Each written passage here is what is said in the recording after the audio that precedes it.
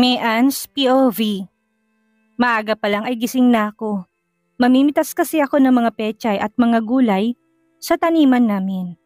Hanggang ngayon kasi sa amin pa rin pala kumukuha ang Gomez Diner ng mga gulay. Ang pagtatanim ng gulay ang pinagkakabalahan ni Inay. Nais ko rin sana na dalhin siya sa Manila para doon na lang manirahan. Pero tumanggi ito. Mas gusto daw niya ang sariwang hangin sa probinsya. Madami ang naani ko kaya itinabi ko muna ito at naligo na ako dahil ako ang maghahatid nito sa restaurant. Nagbihis lang ako ng simpleng t-shirt at short. Tapos nilugay ko lang ang buhok ko bawat nadadaanan ko'y binabati ako ng mga kakilala ko. Naglakad lang ako papunta doon dahil sa totoo lang na-miss ko ang maglakad ng malayo.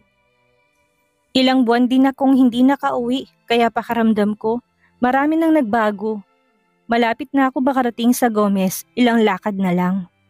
Pumasok ako at ngumiti sa akin ang staff nila. Hi Miss Mayan, nakauwi ka na pala?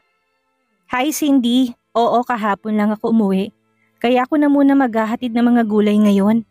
Nakangiting sabi ko sa kanya. Lalo kang gumanda Mayan, puri sa akin ng isang staff nila.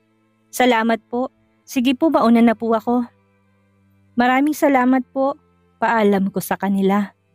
Lumabas na ako dahil bala ko na mag-grocery ngayon. Paubos na rin kasi ang stocks ni Inay sa bahay. Pumara ako ng jeep papunta sa grocery store. Habang namimili ako'y kumalabit sa likod ko, nang tignan ko'y si Carmen pala to.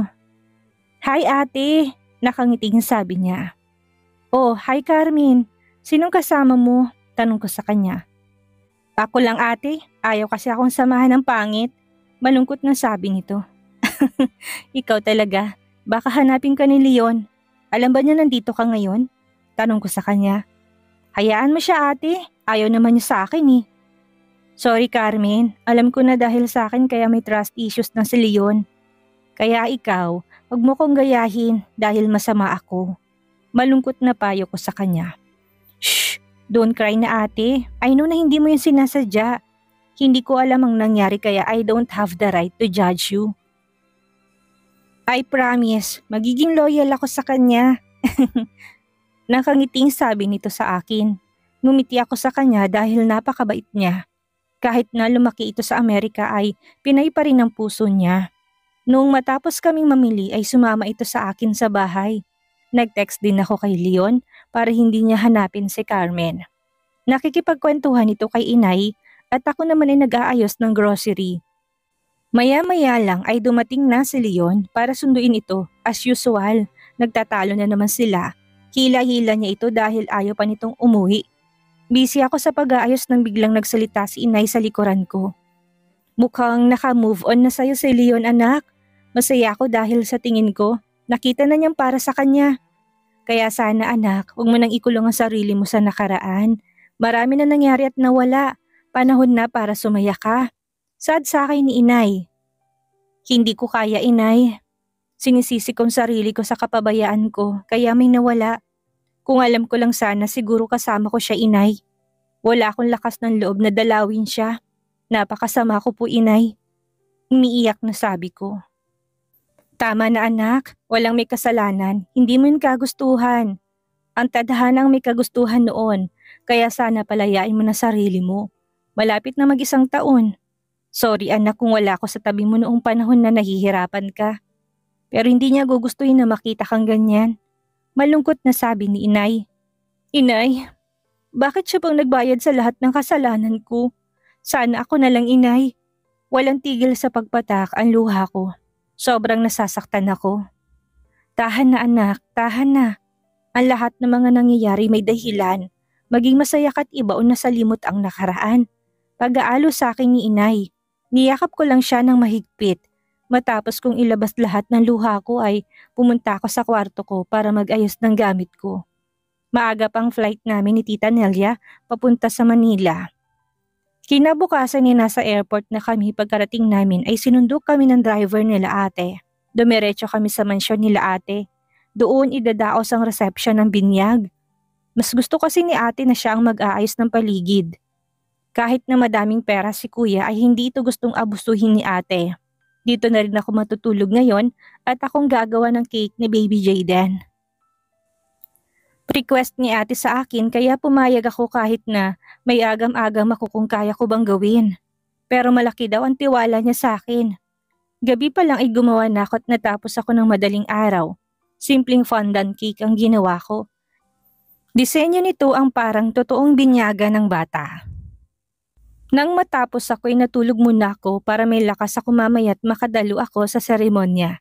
Nagising ako ng alas 8 ng umaga. Naligo ako. Pagkatapos ay nagsuot ng simpleng beige dress. Paglabas ko'y maayos na ang reception area sa garden nila. Sumabay na ako sa ibang ninang at ninong.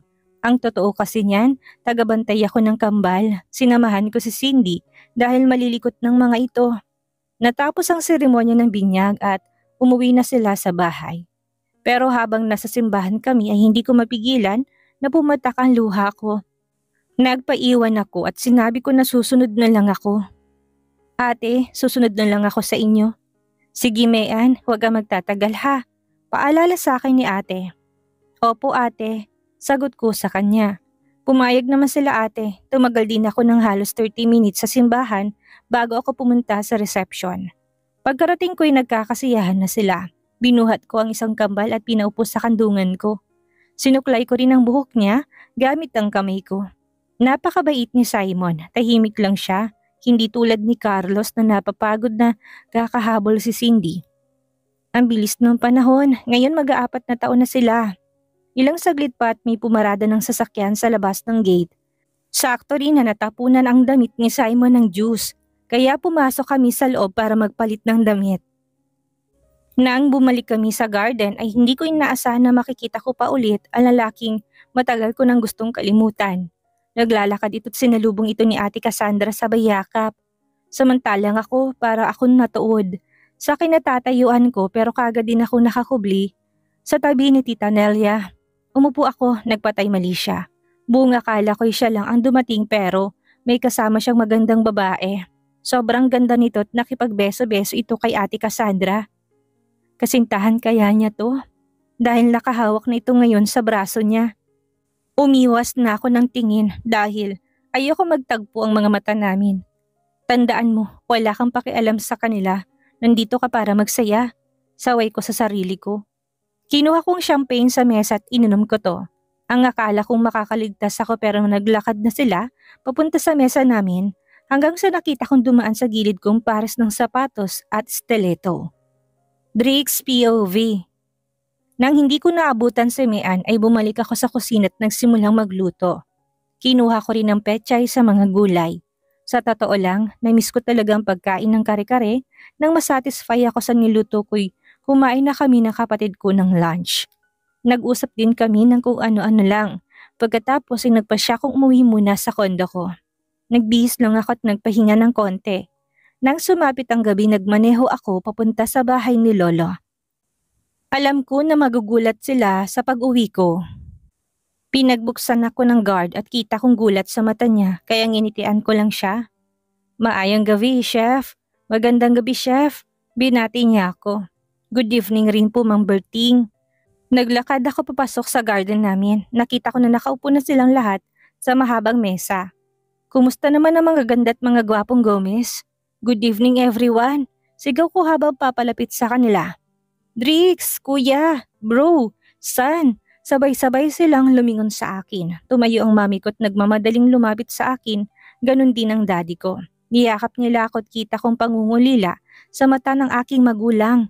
Umiiyak ito ngayon. Welcome home, son. I've missed you so much. Umiiyak na sabi ni mommy habang nakayakap sa akin ng mahigpit. I miss you also, mom. Sorry kung ngayon lang ako umuwi. Umiiyak din sad ko sa kanya. Akala ko hindi ka na uuwi. Welcome back, anak. Tinapik ako ni daddy sa balikat ko. It's fine, anak. Nakauwi ka na kaya ayos na yon. Tara, kumain na tayo. Sad sa akin ni mommy. Naglakad kami papunta sa table. Isa-isa kong niyakap ng mga pinsan ko. Ganon din ang mga tito-tita ko. At syempre, ang lolo at lola ko. Ramdam na ramdam kong pangungulila nila sa akin. Nandito rin si Leon at niyakap ako. Sa wakas, bumalik ka na Mr. Gomez. Nakangiting sabi ni Leon. Namiss mo ba si kuya? Pangasar ko sa kanya. Napuno ang gabi namin ng tawanan at masayang kwentuhan. Uminom rin kaming magpipinsan. Hindi naman ako umiinom na madami dahil ayoko malasing. Magmamaneho pa ako mamaya pauwi sa kondo ko. Kinabukasan pumasok ako sa Gomez at nakasanayan ko na talagang gumising ng maaga. Papasok na ako sa pintuan ng palabas ang inay ni Mean. Gusto kong umiwas dahil nahihiya ako pero nakita na niya ako kaya sinalubong ko na lang siya. Maano po inay? Saad ko sa kanya. Kaawaan ka ng Panginoon iho. Nakangiting bulala sa akin ni inay. Kamusta na po kayo inay? Nahihiyang tanong ko. Sa awa ng Diyos, eto malakas pa. Mabutit nakabalik ka na. Saad niya sa akin habang may ngiti sa labi. Salamat naman po kung ganon. Salamat din po sa paghatid ng mga gulay. Ako ang dapat magpasalamat dahil naging suki ko kayo. Sige iho, hindi na ako magtatagal ha. May check-up pa kasi ako ngayon. Paalam niya sa akin. Gusto po niyo samahan ko na kayo? Tanong ko sa kanya. Naku, wag na iho. Kaya ko na to, saka maabala pa kita. Wika niya sa akin. Sigurado po ba kayo? Paninigurado kong tanong. Oo naman iho. Siguradong sigurado. Masayang sabi ni inay sa akin. Sige po, ingat po kayo. Sabi ko na sa kanya. Umalis na ito't sumakay sa tricycle. Ako naman ay pumasok sa loob ng restaurant. Tumunog ang phone ko, kaya sinilip ko kung sino ang nag-text. Cassandra. Hendrix Gomez, pinapaalala ko sa iyo na bukas na gaganapin ang binyag ni Baby Jayden. Inaasahan ko ngayong pagdalo. Maraming salamat. Love, Cassandra. Napangiti na lang ako sa kalokohan ng kaibigan ko. Maaga akong umuwi sa kondo ko. Nagbihis lang ulit ako at bitbit kong traveling bag ko. At tumuloy na ako sa airport. Gabi na ako nakarating sa kondo ko dito sa Maynila. Nag-text sa akin si Trisha. Alam kasi niya na binyag bukas kaya nagpumilit itong sumama sa akin. Magkatabi lang din ang kondo namin dahil binili niyang nasa kabilang bakante. Nagpahinga na ako dahil maaga pa akong aalis bukas. Kinabukasan kasalukuyan ako nag-aayos ng sarili ko. Napili kong kaki polo. Sinilip kong sarili ko. Bagong gupit at ahit ako ngayon. Paglabas ko sa kondo ay wala pa si Trisha kaya nag-doorbell ako at binuksan naman niya ang pintuan. Hindi pa pala ito tapos mag-ayos kaya hinintay ko muna siya. Maganda si Trisha. Ang nakakagulat dahil sa tagal naming magkasama sa Barcelona ay hindi pa ito nagkakaroon ng kasintahan. Nang matapos na itong mag-ayos ay pumunta na kami sa bahay nila Cassandra. Habang nasa daan kami panay ang kwento ni Trisha ng mga bagay na hindi ko naman alam. Nakarating na kami sa bahay nila Cassandra at tinabi ko ng kotse ko. Bumaba kami ni Trisha, nasa likuran ko siya nakasunod sa akin. Nang matanaw ako ni Cassandra, mabilis niya akong sinalubong ng isang mahigpit na yakap. Namiss kita, sira ulo ka. Bakit ngayon ka lang nagpakita? Naiinis na tanong nito. Namiss din kita, Sunny. Kayo na mga bata. By the way, Sunny, this is Trisha. Kaibigan ko sa Barcelona. Pakilala ko kay Trisha. Hi Trisha, ako si Cassandra. Tara na, huwag ka mahihiya sa amin ha. Nakangiting bulalas ni Cassandra. Hi po, ako po si Trisha. Pakilala naman ni Trisha. Nang matapos silang magpakilala sa isa't isa, ay naglakad kami papunta sa mesa nila Cassandra. Kahit na malayo ay kilalang kilala kong nakaupo habang kalong si Simon. Binaliwala kong presensya niya at naglakad ng normal papunta sa upuan. Tahimik lang ito at hindi siya tumitingin sa akin. Nakita ko rin na uminom ito ng alak. Tumayo ako para ikuha ng pagkain saglit si Trisha. Nang pabalik na ako sa mesa ay may kausap na si Mean. Hindi ko kilalang lalaki pero matangkad dito at may itsura. Trisha, here is your food. Saad ko kay Trisha. Gracias, Drix. Nakangiting sabi ni Trisha. Nakangiti na ngayon si Mean sa kausap niya habang ako'y parang hindi ko malunok ang pagkain ko.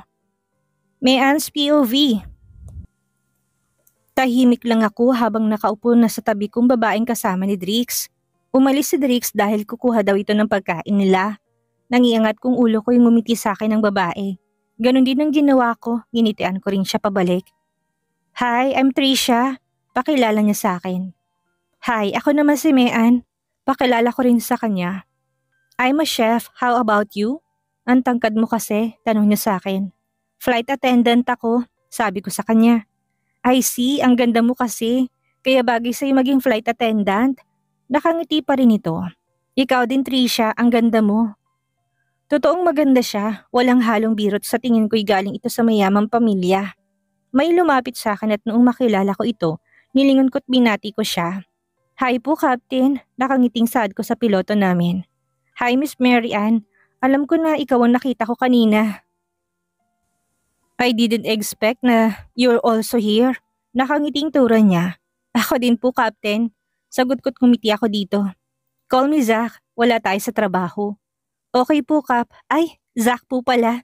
Pabirong sabi ko dahil nasanay ako na Captain ang tawag sa kanya. Thor and I are friends. He invited me. Ako naman po parang kapatid ko na si Ate Cassandra. Siya po yung nagpaaral sa akin. Saad ko rito. Wow, that's good to hear. Okay, see you around. Same flight tomorrow? Yes, Captain Zach. Sagot ko sa kanya. Umalis na ito sa tabi ko at pumunta sa mga kaibigan niya. Ako naman hindi na malaya na nakarami na pala ako ng inom ng alak. Tumayo ako at muntikan na ako matumba pero merong sumalo sa akin. Hindi malinaw sa akin kung sinong nasa harapan ko. Medyo nahihilo na kasi ako. Pwede niyo na po akong bitawan. Ayos lang po ako. Lasing na sabi ko dito. Pero nagulat ako na bigla na lang akong buhatin ito. Habang naglalakad itong karga ako'y para akong hinihele sa bisig niya. At dahil nahihilo ako, nagpaubaya na lang ako. Naramdaman ko na lang noong nakalapat ng likod ko sa malambot na higaan. Yun ang huli kong naalala bago tangayin ang diwa ko. Drix POV. Patuloy lang kami sa pagkain ni Trisha habang si Mean nakikipag-usap sa lalaking si Zach. Narinig ko na pilot pala to. Tumayo ako pupunta sa restroom. Bala ko kasi magugas ng kamay at huminga saglit dahil pakaramdam ko hindi ako makahinga sa presensya ni Mean. Pabalik na ako sa table namin na makita kong tumayo si Mean at halatang lasing na to. Mabilis ang naging hakbang ko dahil nakita kong matutumba ito pero bago ko pa siya nasalo ay naunahan na ako ni Zach. Binuhat niya ito takmang susunod ako ng bulungan ako ni Thor. Don't worry bro, she's in good hands. Zach is my friend. Pabulong na sabi ni Thor sa akin. Okay bro. Tanging sagot ko sa kanya. Wala akong nagawa kung hindi sundan sila ng tingin. Papasok sa bahay kasama ni Cassandra. Buong akala ko'y wala na akong pakialam sa kanya pero ang katawan kong bigla na lang nagdesisyon kaya sa utak ko. Gabi na kaya dito na lang kami natulog ni Trisha. Wala namang mali siya sa akin dahil magkaibigan kami. Siyang nahiga sa kama at ako ang nasa couch. Madaling araw na pero hindi ako makatulog. Lumabas ako sa kwarto at napatingin ako sa pinto ng kwarto ni Mean. May kung anong bumubulong sa akin na pumasok. Pinihit kong doorknob at bumukas to. Dim lang ang ilaw sa kwarto at nakita ko itong nakahiga sa kama. Lumapit ako ng konti para masilip ang mukha niya. Napakaamon ng mukha niya, matagal kong hindi nasilayan na magandang mukha niya. Nagtagal pa ako ng ilang minuto bago nagdesisyong lumabas pero nakaisang hakbang pa lang ako nang marinig ko siyang nagsalita. Bakit ang init?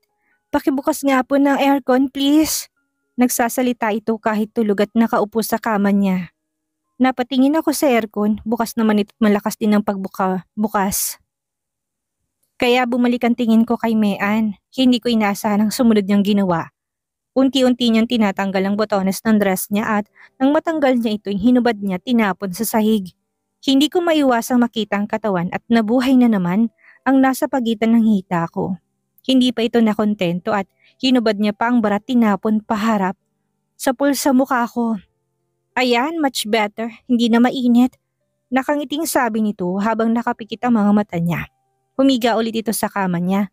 Ako naman ay pinagpapawisan na dahil sa tanawing nakikita ko. Mabuti na lang akong pumasok dahil nakalimutan nilang ilak ang pintuan. Paano na lang kung yung Zach na yon? Naiisip ko pa lang na ikuyom ko ng mga kamay ko. Hindi ko na makayanan na nakikita ko. Kaya nagdesisyon na akong lumabas sa silid bago pa ako mawala sa sarili at baka kung ano pang gawin ko. Nilak ko munang pinto bago ako bumalik sa silid namin. Sinigurado ko na dahil baka may iba pang makapasok at makita siyang ganun ng ayos. Pagpasok ko sa silid namin, itulog na tulog si Trisha. Kaya pumasok ako sa banyo para iraos ang aking sarili. Hindi ako makapaniwala sa ginagawa kong ito ngayon. Ang paligayahin ng sarili ko. Matagal na panahon na ako hindi nakakaramdam ng init ng katawan. Hinawakan kong sarili kong sandata at tinaas baba ito. Habang iniisip kong nakita ko kanina kay Mean. Oh, Mean, I miss you. Mas pinagigihan kong ginagawa ko hanggang sa naramdaman ko ang pagdating sa sukdulan ko. Ayoko sanang sayangin pero hindi ko kayang sakit ng puson ko. Naglinis ako ng sarili at bumalik sa sofa para matulog. Hindi ako makapaniwala na ang isang tulad ko'y gagamitin ng palad ko para iraos ang init na nararamdaman ko. Lumipas man ng isang taon pero walang nagbago sa nararamdaman ko tuwing nasa malapit si Mean. Wala siyang ginagawa pero naaakit na ako kagad. Mean's POV. Nagising ako na masakit ang ulo ko. Bumangon ako pero laking gulat ko dahil walang pang-itas na damit. Napahawak rin ako sa ulo ko dahil pilit kong inaalala ang nangyari kahapon. Panainom pala ako ng alak kahapon at hindi ko namalayan na nakarami na pala ako.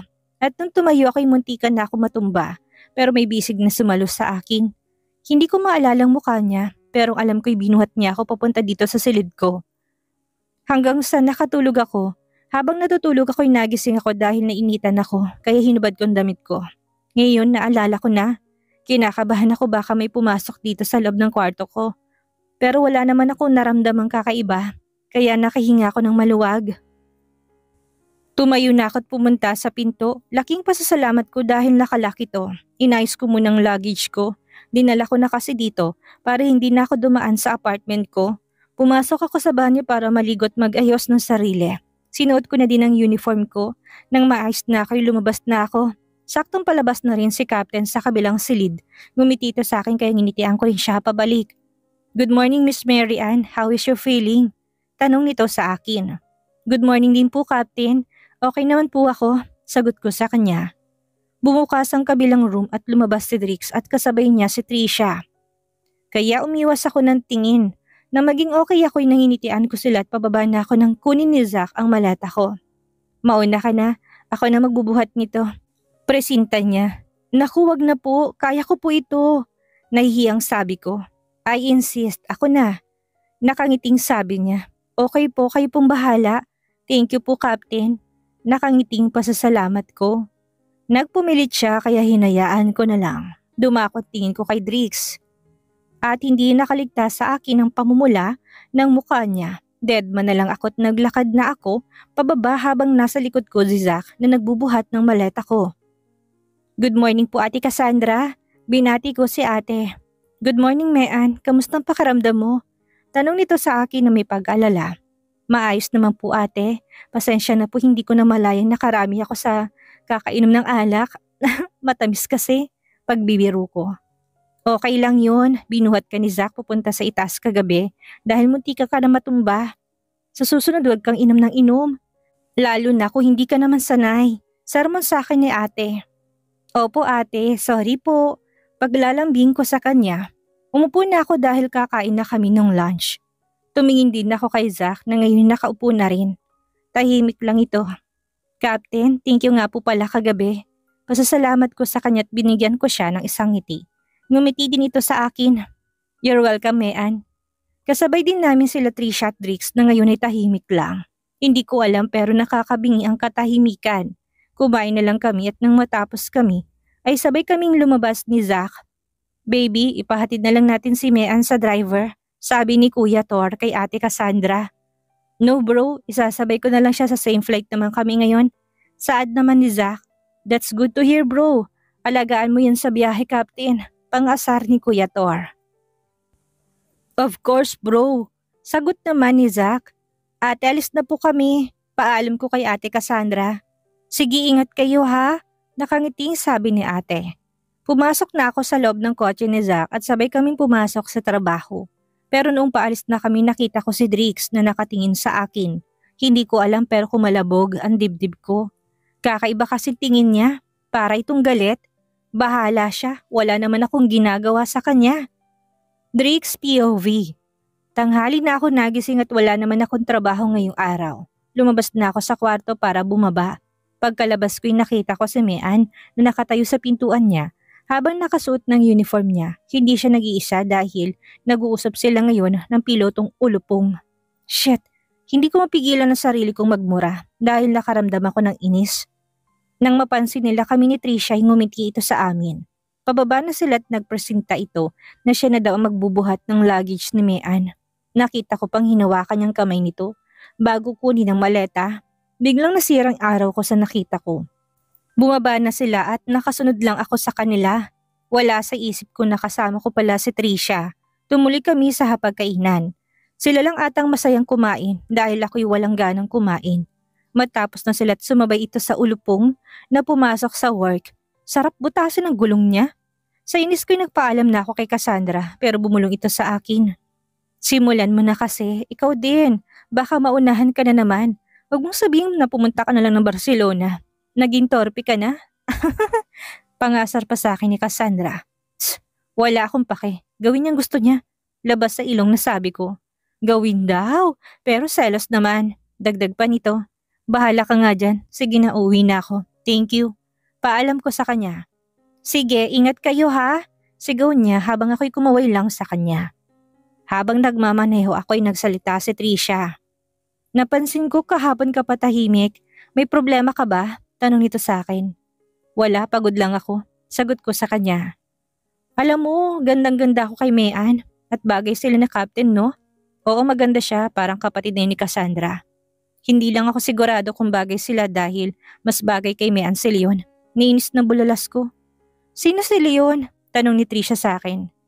He's my cousin. Kaya naman pala kasi pinsan mo. Mali mo magkagustuhan sila dahil isang lugar lang ang trabaho nila. Dagdag pa niya. Kaya ako'y napapareno bigla sa inis. Ay, dahan-dahan naman Drix. Ano bang nangyari? Nagugulat na tanong ni Trisha. May pusa kasing tumawid. Sorry. Pagsisinungaling ko sa kanya. Nagmaneho na ulit ako, tahimik na kami hanggang sa makarating kami sa kondo. Pumasok na ako sa kondo ko. Nakalimutan ko na nga magpaalam kay Trisha. Humiga ako sa kama ko. Napaisip ako sa sinabi ni Trisha na baka magkagusto si Mean kay Zach na yon. Pero paano si Leon? Sumakit ang ulo ko sa kakaisip kaya kumuha ko ng beer at tinungga ko to. Tanghaling tapat pero umiinom ako. Hanggang sa nakatulog ako sa pag-iisip. Nakatulog ako hanggang gabi na. Kinabukasan ay sinamahan ko si Trisha sa grocery dahil wala na daw siyang stocks sa kondo niya. Wala naman akong gagawin kaya sinamahan ko to. Next week ay magiging abala dito sa Manila. Malapit lang ito sa kondo ko kaya dito na ako magtatrabaho at si Kathleen nang bahala sa branch namin sa Iloilo. Nag-iikot kami nang may nakita akong pamilyar sa akin. Mean's POV. Pagka-uwi ko galing sa trabaho ay kinuha ko na tirang gamit ko sa apartment. May binili kasi akong condo unit. May unit kasi ang pinsan ni Chelsea na hindi naman daw ginagamit. Binenta sa akin. Half payment pa lang ako at ang kalahati pwede ko daw hulug-hulugan buwan-buwan hanggang sa matapos ako. Masaya naman ako dahil kahit papano ay may maipupundar na ako mula sa sarili kong pera. Doon din ang building ni Chelsea pero nasa ibang palapag lang siya. Susunduin niya daw ako ngayong tanghali. Dahil kaunti na lang ang dadalhin ko dahil ibinigay na sa akin yung ibang gamit doon. Dumating na siya kaya lumabas na ako at nagpaalam sa landlady namin. Umiyak pa ito dahil mamimiss niya daw ako. Mabait ito sa akin at itong nag-alaga sa akin noong na-ospital ako. Sila ni Chelsea ang nasa tabi ko. Huwag na po kayong umiyak, dadalaw po ako dito. Mamimiss ko po kayo. Ingat po kayo palagi at alagaan niyo sarili niyo. Huwag na kayong magpuyat masyado sa kay-drama ha. Maraming salamat po Tita Dulce. Nilamang luha sa mga mata ko habang binibigkas kong mga salitang yun. Mamimiss din kita, Mean ko. Parang anak na kita eh. Kapag may kailangan ka, nandito lang ako. Alagaan mo sarili mo pati ng puso mo. Ingat ka palagi sa trabaho mo. Umiiyak na sad sa akin ni Tita. Eto naman si Tita Dulce. Nasa Pilipinas pa rin naman po si Mean. At kaya po siguro kayo umiiyak dahil wala nang magbabayad sa'yo ng on time. Pabirong sabi ni Chelsea saka nag-peace sign. Lokong bata to. Huwag ka nang bumalik dito Chelsea. Pasaway na to. Joke lang po tita. Kayo naman hindi na mabiro. Tumatawang sabi ni Chelsea. Napangiti naman ako dahil lagi silang ganyan. Sige po tita, alis na po kami. Bye-bye po. Mamimiss po kita. Tita, I love you po. Yumakap ako dito. Ako din, Mean. Bye. Niyakap din ako ni Tita Dulce. Sumakay na ako sa kotse ni Chelsea at pumunta na kami sa magiging kondo ko. Sinamahan niya ako paakyat at nang naayos ko ng lahat ay umalis na to. Dahil may date pa daw ito kaya ako na lang naiwan dito ngayon. Nagugutom na ako kaya naghanap ako ng pwede kong kainan pero wala akong nakita. Nag-order na lang ako at noong dumating na ang pagkain ay kumain ako. Pumasok ako sa kwarto ko at umidlip muna saglit dahil bala ko mag-grocery mamayang hapon. Ang alam ko malapit lang ditong grocery store. Nagising ako ng alas 4 ng hapon. Nagsuot lang ako ng sando at short. Dahil matangkad ako, litaw na litaw ang mahaba kong binti. Bumababa na ako at naglakad lang papunta sa grocery. Pagpasok ay nakatingin sa akin ng ilan sa mga empleyado. Medyo nailang ako kasi baka may dumi ako sa muka. Kumuha ako ng cart at nagsimulang mag-ikot. Una kong pinuntahan na mga kailangan ko sa paglalabat sa paliligo. Bumili ako ng detergents, shampoo, toothpaste at sabon sa katawan. Pagkatapos ko'y pumunta naman ako sa mga pagkain. Kumuha ko ng mga pwede kong stock sa fridge at sa pantry. Nag-ikot pa ako ng kontit baka kasi may mabili pa ako at baka may nakalimutan ako. Napadakot tingin ko sa lagayan ng tissue. Nasa pinakamataas ito at kahit matangkad ako hindi ko pa rin ito kayang abutin. Kukuha na lang sana ako ng maliit na balot pero may tumabi sa akin at kinuha niyang malaking balot ng tissue. Pagkatapos ay nilapag sa cart ko, nang ingat kong ulo ko, ay nagulat ako dahil si Drix ito. Salamat po, nautal na pasasalamat ko sa kanya. Ngumiti lang ito't umalis na, ako naman ay parang naingkanto sa ngiti niya, kaya pinilig kong ulo ko dahil hindi pwede, lalo pat nakikita ko sila ngayon ni Trisha sa counter. Nakangiti sila sa isa't isa. Umiwas na lang ako ng tingin at hinintay ko na ako nang magbabayad. Pagkatapos nilang magbayad ay umalis na rin sila. Pagkatapos ko magbayad ay umuwi na rin ako. Medyo mabigat ang mga dala ko pero may kumuha sa kamay ko at tinignan ko ay si Zach pala to. Let me help you. Dito ka rin pala nakatira? Nakangiting tanong niya sa akin. Salamat po, Captain. Opo, kakalipat ko lang po dito. Sagot ko sa kanya. Kaya pala ngayon lang kita nakita dito. Aniya sa akin. Nang makarating kami sa unit ko'y pinasok niya mga pinamili ko. Pagkatapos ay umalis din ito. Pero hiningi muna niyang number ko. Binigay ko naman dahil maganda rin maliban kay Chelsea. Ay may kaibigan ako dito sa building. Mukha naman itong mabait. At kilala rin siya ni Kuya Thor. Alam ko na mananagot siya kapag may hindi maganda siyang ginawa sa akin. Ano kayo nakita ni Drix? Ngayon nakita na si Drix at Mean, magawa kayang makipaglapit muli ng binata sa dalaga? Yan ang ating aalamin sa susunod nating kabanata.